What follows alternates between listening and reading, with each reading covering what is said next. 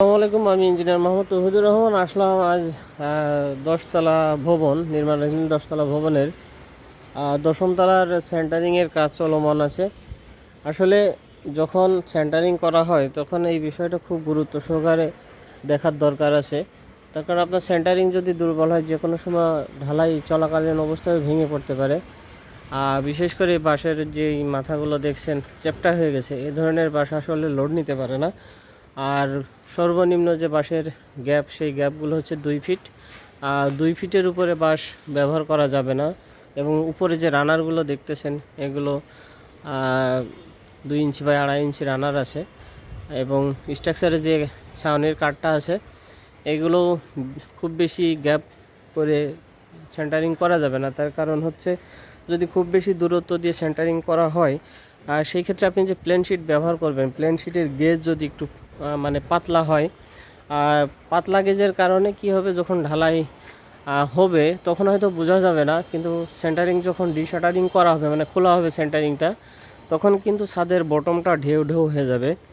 আর যখন আপনি প্লাস্টার করবেন প্লাস্টারে অ্যাকুরেটভাবে মেলাইতে পারবেন না। তাই এই বাঁশের সরি এই যে কাঠ উপরে ব্যবহার করা হচ্ছে এটা আছে স্ট্রাকচারের যে কাঠ।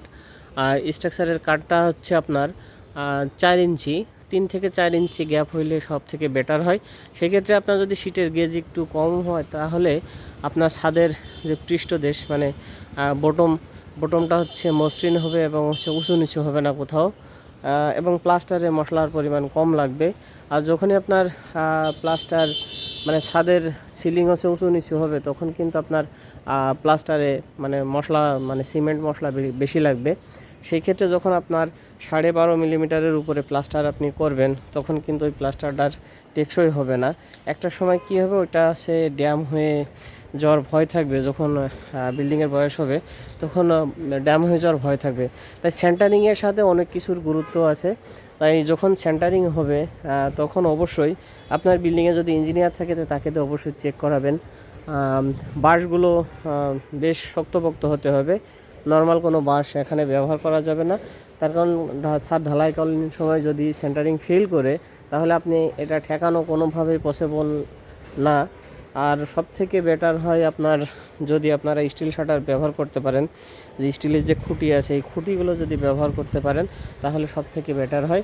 ধন্যবাদ সবাইকে। কনস্ট্রাকশন সম্পর্কিত তথ্য পেতে আমাদের পেজটিকে ফলো দিয়ে রাখবেন এবং নিয়মিত যদি কোনো তথ্য পেতে চান তা আমাদের স্ক্রিনে দেওয়া ফোন নম্বরে আমাদের সাথে যোগাযোগ করতে পারেন। ধন্যবাদ সবাইকে। আসসালামু আলাইকুম।